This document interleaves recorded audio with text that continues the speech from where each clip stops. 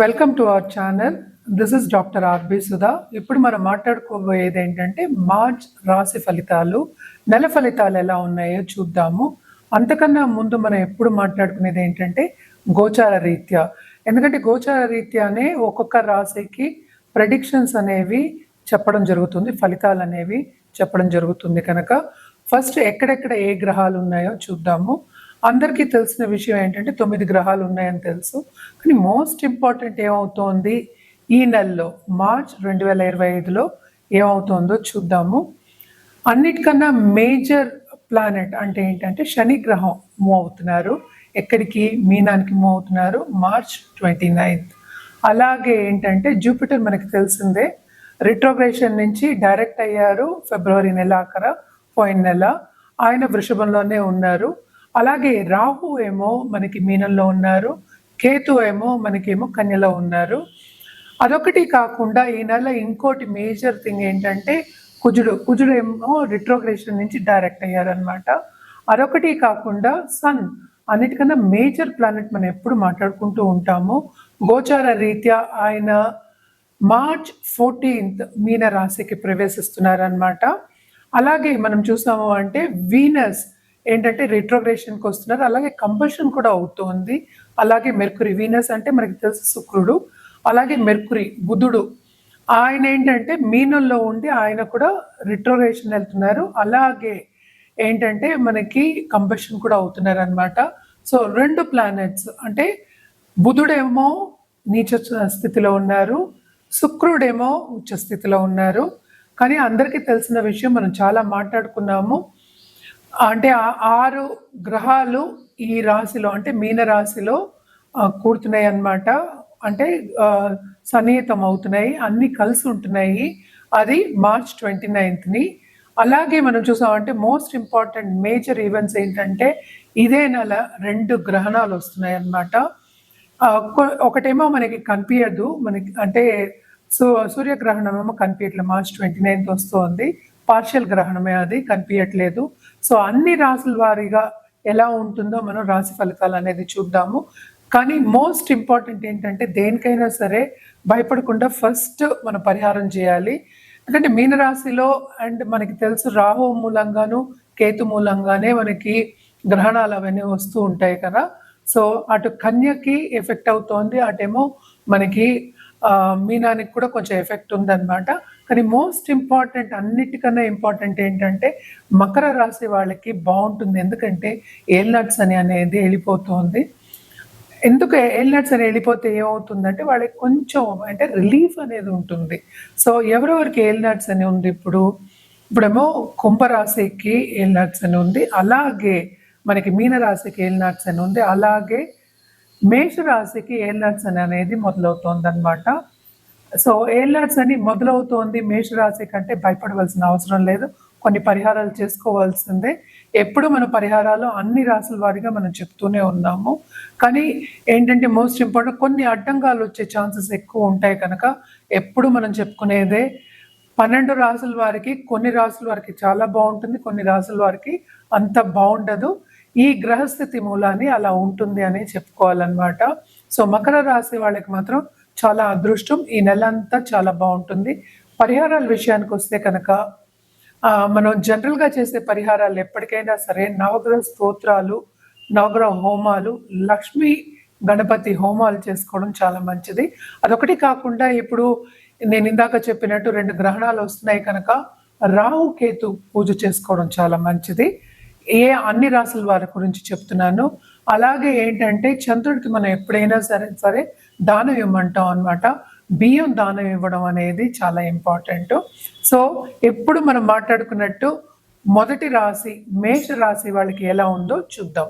ఇప్పుడు మనం మాట్లాడుకోబోయేది తులారాశి వాళ్ళ గురించి. తులారాశి వాళ్ళకి మార్చ్ 2025 ఎలా ఉందో రాశి ఫలితాలు ఉన్నాయో చూద్దాము. ఈ రాశికి అధిపతి అయిన శుక్రుడు ఉచ్చంలో ఉన్నారు, మనకు తెలుసు 6వ ఇంట్లో ఉన్నారు. అలాగే మనం చూసాము అంటే 8th హౌస్లో జూపిటర్ ఉన్నారు. అంటే మనకి గురువు దృష్టి అంత లేదు కనుక బ్లెస్సింగ్ అనేది కొంచెం తక్కువే ఉంది కనుక ఈ నెల అంతా వీళ్ళకి మిశ్రమ ఫలితాలే ఘోషిస్తున్నాయని చెప్పడం జరుగుతోంది. కెరియర్ పాత్లో మాత్రం తప్పక ప్రమోషన్ వచ్చే సూచనలు కనిపిస్తాయి. అలాగే ఏంటంటే సేవింగ్ అంటే ఏంటి, వాళ్ళు చేసే పనిలో కూడా తగిన రాబడి కొంచెం తక్కువ వస్తుంది. ఎస్పెషలీ బిజినెస్ పీపుల్కి అని చెప్పాలన్నమాట. బిజినెస్ చేసే వాళ్ళకి, పార్ట్నర్షిప్ బిజినెస్ చేసే వాళ్ళకి కూడా కొంతవరకు బాగుంటుంది. ఎందుకంటే సెకండ్ లార్డ్ మనకి నైట్లో ఉన్నారు. కొంత భాగ్యం అనేది డెవలప్ అయి ఉంది. బిజినెస్ డెవలప్మెంట్ అనేది జరుగుతుంది, కానీ వాళ్ళకి దానికి తగిన రాబడి అనేది కొంచెం తక్కువ ఉందన్నమాట. లోన్స్ తీసుకునే ఒక పరిస్థితి వచ్చే ఛాన్సెస్ ఎక్కువ కనిపిస్తున్నాయి. అలాగే దాంపత్య జీవితం మనం చూసాము అంటే కొంతవరకు అనుకూల పరిస్థితి లేదు, ప్రతికూల పరిస్థితే ఉంది. ఆర్గ్యుమెంట్స్, డిసగ్రిమెంట్స్ వచ్చే ఛాన్సెస్ ఎక్కువ కనిపిస్తున్నాయి. అలాగే మనం చూసాము అంటే మన చుట్టుపక్కల ఉన్న కొలీగ్స్ కానీ, బాసెస్ కానీ మనకి సపోర్ట్ అనేది కొంచెం తక్కువ ఉంది ఈ నెలలో. సో కొంచెం జాగ్రత్తగా ఉండాలి వాళ్ళతోటి. ఎక్కువ కోపతాపాలకి వెళ్లకుండా, ఆర్గ్యుమెంట్స్కి వెళ్లకుండా శాంతంగా ఉండడం అనేది వీళ్ళకి సూచన అన్నమాట. ఎందుకంటే ఇప్పుడు 12th లార్డ్ కూడా మనకి నీచిపడి ఉన్నారు. ఈ రాశికి అధిపతి అయిన వీనస్తో నీచిపడి ఉన్నారు. మనందరికీ తెలిసిన విషయం. 5 గ్రహ కూటమేమో మనకి మీన రాశిలో జరగబోతోంది. అలాగే సెకండ్ లార్డ్ కూడా మనకి ఏంటంటే మార్స్ రిట్రోగ్రేషన్ నుంచి డైరెక్ట్ అవుతున్నారు కనుక వీళ్ళకి తప్పక భాగ్యం అనేది బాగా డెవలప్ అవుతుంది. డెవలప్ అయినప్పటికీ వీళ్ళకి పాత్ అనేది కనిపిస్తుంది. అంటే ఏంటంటే కొత్త ఆపర్చునిటీస్ వస్తాయి, కొంచెం తీసుకోవడంలో తామదం అనేది జరుగుతుంది, లేట్ అనేది జరుగుతుంది అన్నమాట. అదొకటి కాకుండా తొందరపాటు నిర్ణయాలు తీసుకోవద్దు అనేది వీళ్ళకి సూచన. అలాగే లాంగ్ టర్మ్గా ఎవరైనా కోర్ట్ కేసెస్లో ఇరుక్కుని ఇబ్బంది పడుతున్నారంటే కూడా కొంత లేట్ అయ్యే ఛాన్సెస్ ఎక్కువ కనిపిస్తున్నాయి. అండ్ ఆల్సో ఏంటంటే కొత్తగా పెళ్లి కావాలి అన్న వాళ్ళందరికీ కూడాను, అంటే పార్ట్నర్ కోసం వెతికే వాళ్ళందరికీ కూడాను కొంతవరకు ప్రతికూల పరిస్థితి, అంత మంచి పరిస్థితి కాదు ఈ నెల, ఎస్పెషలీ తులారాశి వాళ్ళకి అని చెప్పాలన్నమాట. అండ్ ఆల్సో ఏంటంటే లవ్ రిలేషన్షిప్లో ఉన్నవాళ్ళు, లాంగ్ టర్మ్ లవ్ రిలేషన్షిప్లో ఉన్న వాళ్ళందరికీ కొంతవరకు ఎడబాటు అనేది తప్పదు. ఎస్పెషలీ స్టూడెంట్స్కి మాత్రం బ్రహ్మాండంగా ఉంటుంది. ఎందుకంటే బయటకు వెళ్ళి సెటిల్ అవ్వాలి అన్న వాళ్ళకి చాలా బాగుంటుంది. అలాగే ట్రావెల్ ఇండస్ట్రీలో ఉన్న వాళ్ళకి చాలా చాలా బాగుంటుంది అన్నమాట.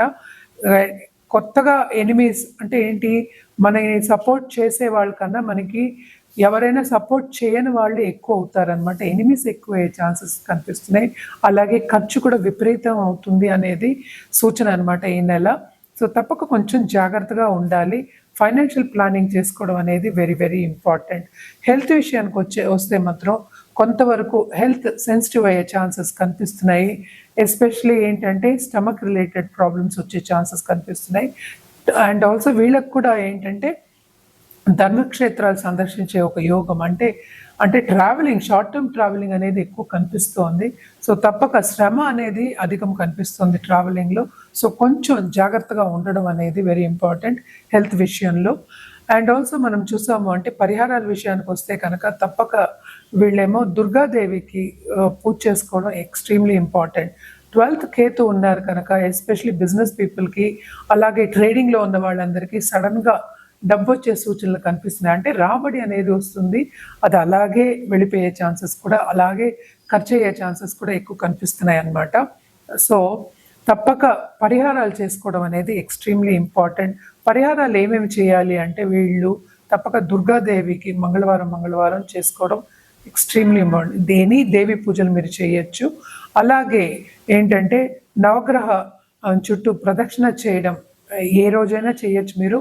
డైలీ చేసుకోవడం, నిత్యం చేసుకోవడం వెరీ ఇంపార్టెంట్. ఎందుకంటే గ్రహస్థితి అంత బాగాలేదు కనుక. అలాగే ఈ రాశికి అధిపతి అయిన శుక్రుడితో పాటు అన్ని గ్రహాలు కలిసి ఉన్నాయి. ఎస్పెషలీ మనకి బుధుడు, అలాగే ఏంటంటే మనకి సన్ కూడా కలిసి ఉన్నారు, 11th లార్డ్ కూడా కలిసి ఉన్నారు, అందులో 6th లో ఉన్నారు.